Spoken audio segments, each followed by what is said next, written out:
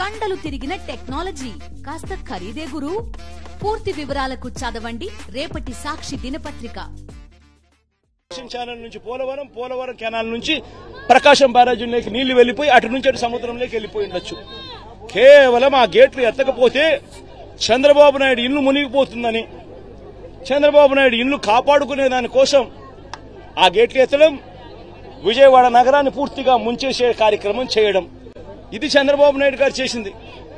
బుడమేరు నుంచి ఇంత తీవ్రమైన వరద అడిషనల్ గా ఈ నీళ్లకు యాడ్ అయ్యి ఈ పరిస్థితి ఇంత దారుణంగా తయారైంది.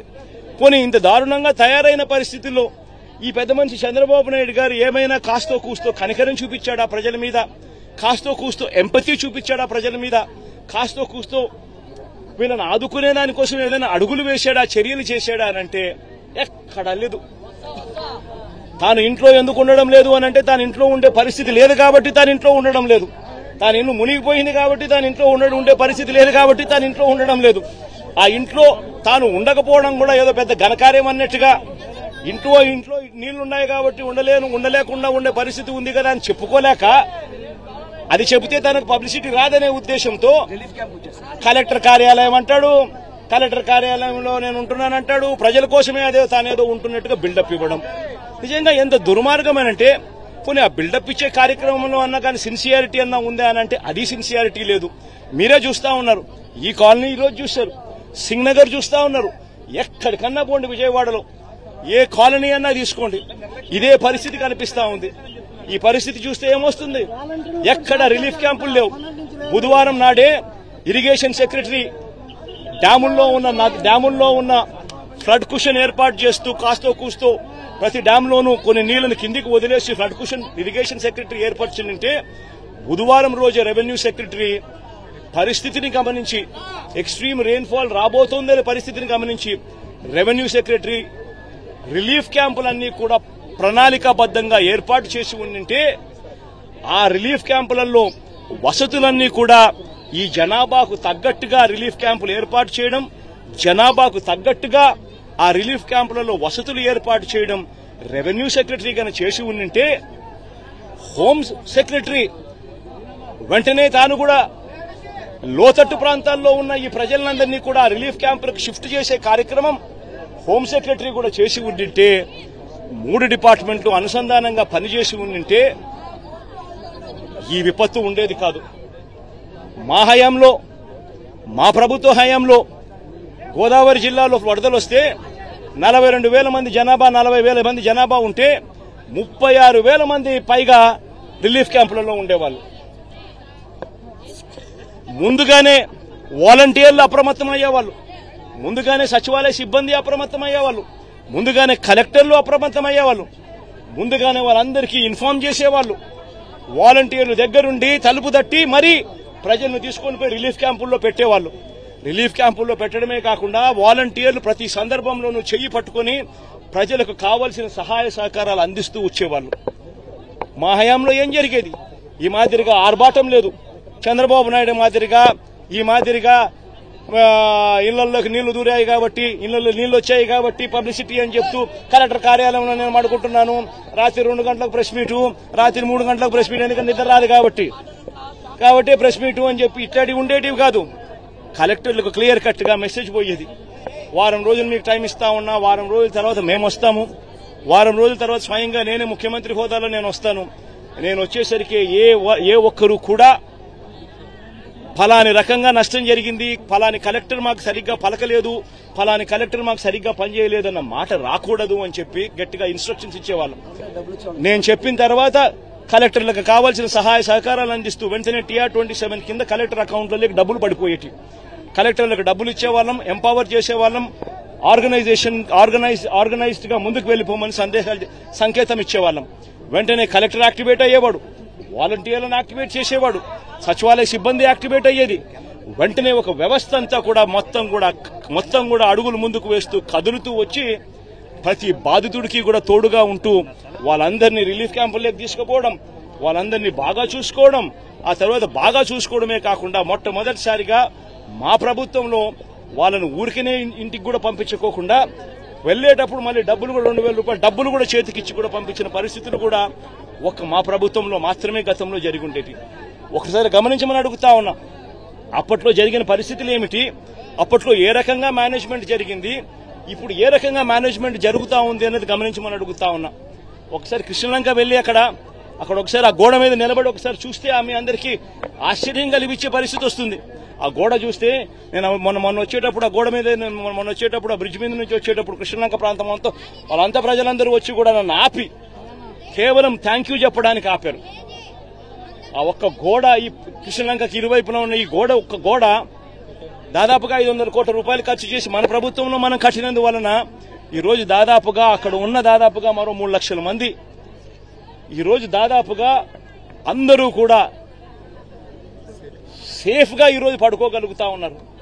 నిజంగా నా గోడేగానే లేకపోయిందంటే అసలు ఇంకా ఎంత దారుణంగా పరిస్థితులు ఉండేదో అర్థం చేసుకునే దానికి కూడా ఆశ్చర్యం కనిపించే విధంగా ఉండేది. ఈరోజు 32 మంది చనిపోయినారు. ఇప్పటికే పేర్లతో సహా ఈ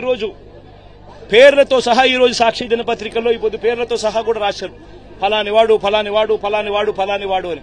ఆ 32 మంది కన్నా కూడా ఇంకా ఎక్కువగా ఇంకా చనిపోయిన వాళ్ళు ఇంకా తేలే పరిస్థితి కూడా కనిపిస్తా ఉంది. మరి 32 మంది చావుకు కారణమెవరు?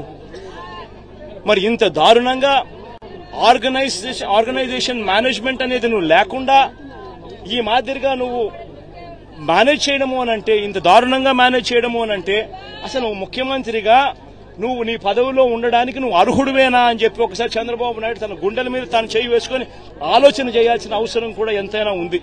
ఎందుకంటే ఒక ముఖ్యమంత్రి చేయాల్సిన కార్యక్రమాలు ఏదీ తాను చేయలేదు. ముఖ్యమంత్రిగా చంద్రబాబు నాయుడు గారు పూర్తిగా ఫెయిల్ అయిన పరిస్థితులు కనిపిస్తా ఉన్నాయి. 32 మంది చనిపోయినారు. ఈ రోజు ఈ 32 మంది చావులకు చంద్రబాబు నాయుడు గారు సమాధానం చెప్పాలి. చంద్రబాబు నాయుడు గారు ఈ చావులకు ఓనర్షిప్ తీసుకొని ప్రజలకు క్షమాపణ చెప్పి ప్రజలకు సహాయం చేసే కార్యక్రమంలో ముందుకు అడుగులు వేయాలి. ఖచ్చితంగా జరగాలి. అధికారులను సస్పెండ్ చేశానంటున్నాడు. మొత్తం సహాయ చర్యలు అనుకున్నాయి. ఇప్పుడు మీకే చెప్పారు స్వయంగా ఇక్కడ వరకు మాకు ఏమీ రిలీఫ్ క్యాంపులు లేవు, మాకు ఎటువంటి భోజనం రాలేదు, వాటర్ రాలేదని మీకే ఇప్పుడు చెప్పారు స్వయంగా. మెయిన్ రోడ్డు ఇది. ఏ విధంగా అధికారులను సస్పెండ్ చేస్తానంటున్నాడు. అధికారులు ఎవరు? ప్రభుత్వం ఎవరు? చంద్రబాబు నాయుడు గారి ప్రభుత్వం. మే 13వ తారీఖున ఎన్నికల రిజల్ట్స్ వచ్చినాయి. మే 13వ తారీఖు నుంచి ఇవాళకి దాదాపుగా 4 నెలలు కావస్తా ఉంది. మే 13వ తారీఖున ఎన్నికల రిజల్ట్స్ వచ్చినాయి. మే 13వ తారీఖు నుంచి ఇప్పటిదాకా దాదాపుగా 4 నెలలు కావస్తా ఉంది. 4 నెలలుగా ఆయనే ముఖ్యమంత్రిగా ఉన్నాడు. అధికారులను ఆయనే దగ్గరుండి ఆయనే ఏ అధికారిని ఎక్కడ పోస్టింగ్ వేయాలి అని చెప్పి ఆయనే దగ్గరుండి ఈ 4 నెలల్లో పోస్టింగ్లు కూడా తానే పూర్తి చేసినాడు. మళ్ళీ ఆయనే పోస్టింగ్లు ఇప్పించుకున్న అధికారులు వల్ల ఇది జరిగింది అని చెప్పి ఆయనే చెప్తా ఉన్నాడు సిగ్గు లేకుండా అనంటే అంతకన్నా సిగ్గుమాలిన పని ఏదైనా ఉంటుందా? కేవలం ఆయన మీద వచ్చిన తప్పును కప్పిపుచ్చుకునేదానికి అధికారులను బలిపశువులను చేస్తూ అధికారుల మీద వేలెత్తి చూపించే కార్యక్రమం చేస్తా ఉన్నాడు. తప్పెక్కడ జరిగింది అనంటే మొట్టమొదటిగా చంద్రబాబు నాయుడు దగ్గర తప్పు జరిగింది. అసలు ఫ్లడ్ తుఫాను వస్తా ఉందని నీకు బుధవారం రోజు నీకు సంకేతం వస్తే బుధవారం నువ్వు కన్నా ఒక రివ్యూ తీసుకుని ఉంటే ఆ రివ్యూలో irrigation secretary, revenue secretary, home సెక్రటరీని పిలిచి రివ్యూ తీసుకుని ఉంటే స్పెషల్ ఆఫీసర్లను పెట్టి ఉండింటే ఎక్కడెక్కడ ఎంతెంత వర్షం ఎంత వర్షం పడబోతా ఉంది అన్న సంఘటన అన్న పరిస్థితులు నీకు తెలుసు. డ్యాంలలో రిజర్వాయర్లు ఎంతున్నాయో నీకు తెలుసు. పై రాష్ట్రాల నుంచి ఎన్నెన్ని నీళ్లు వస్తున్నాయో నీకు తెలుసు. మళ్ళీ ఇంత సమగ్రమైన ఇన్ఫర్మేషన్ నీ దగ్గర ఉన్నప్పుడు కేవలం ఒక రివ్యూ తీసుకుని ఉంటే ఎవరెవరికి ఏమేం పనులు చేయాలనే బాధ్యతలు అప్పచెప్పుంటే అసలు ఈ రోజు ఈ పరిస్థితి ఉండేనే కాదు కదా. మరి కారణం నువ్వు అయినప్పుడు, నీ మీద తప్పు జరిగినప్పుడు, నువ్వు తప్పు చేసినప్పుడు దాన్ని కనీసం హూందాగా యాక్సెప్ట్ చేసి తప్పు చేశాను అని చెప్పి యాక్సెప్ట్ చేసి క్షమాపణ అడిగి ప్రజలను అడుగులు ముందుకు వేయాలి. కానీ తాను చేసిన తప్పుకు అధికారుల మీద ఏలెత్తి చూపిస్తూ అధికారులను తప్పుపడుతూ తాను అధికారుల మీద నెపాన్ని వేసి తప్పించుకునే కార్యక్రమం చంద్రబాబు చేయడం అంటే ఇంతకన్నా దారుణమైన వ్యక్తి ప్రపంచంలో ఎవడూ ఉండడు.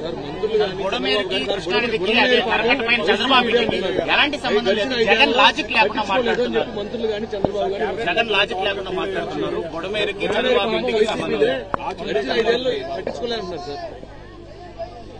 బుడమేరు నుంచి బుడమేరు రెగ్యులేటర్ బుడమేరు నది మీద ఆ రెగ్యులేటర్ పేరు వెలగలేరు రెగ్యులేటర్ ఉంది. బుడమేరు మీద వెలగలేరు రెగ్యులేటర్ ఉంది.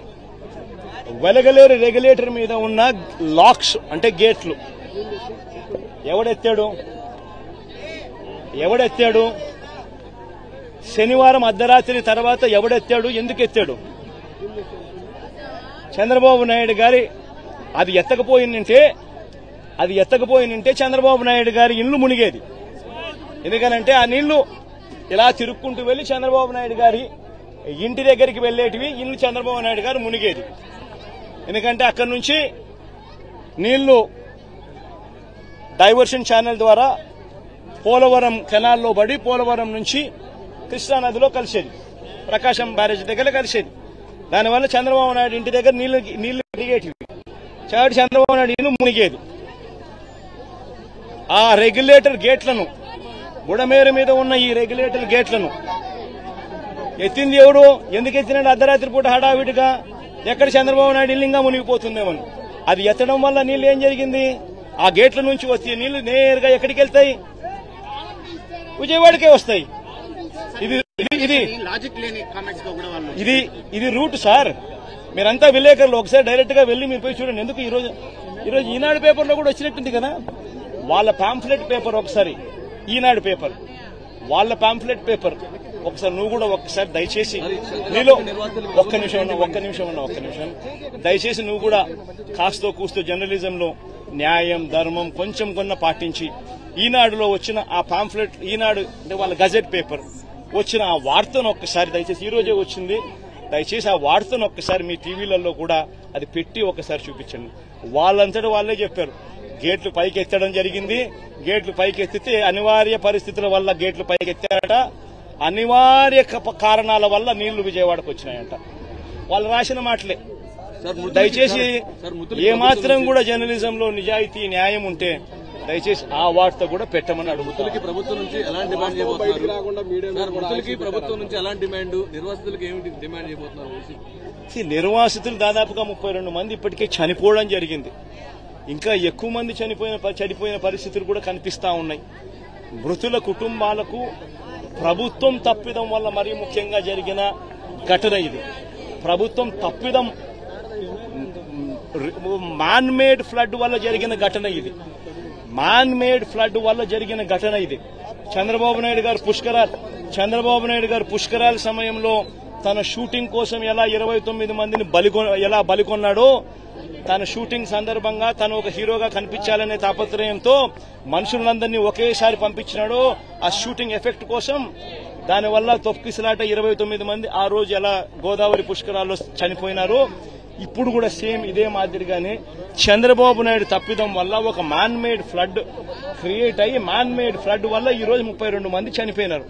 మరి చనిపోయిన ఈ 32 మందికి తన తప్పిదం వల్ల జరిగిన ఈ తప్పుకి తాను గవర్నమెంట్ లో ఉంటూ క్షమాపణ చెబుతూ, గవర్నమెంట్ చేసిన తప్పిదం వల్లనే ఇది న్యాచురల్ కెలామిటీ, న్యాచురల్ గా జరిగిన డెత్స్ కాదు. ఇది ఒక ప్రభుత్వం దగ్గర ఉండి స్పందించాల్సిన రీతిలో స్పందించకపోవడం వల్ల జరిగిన తప్పులు.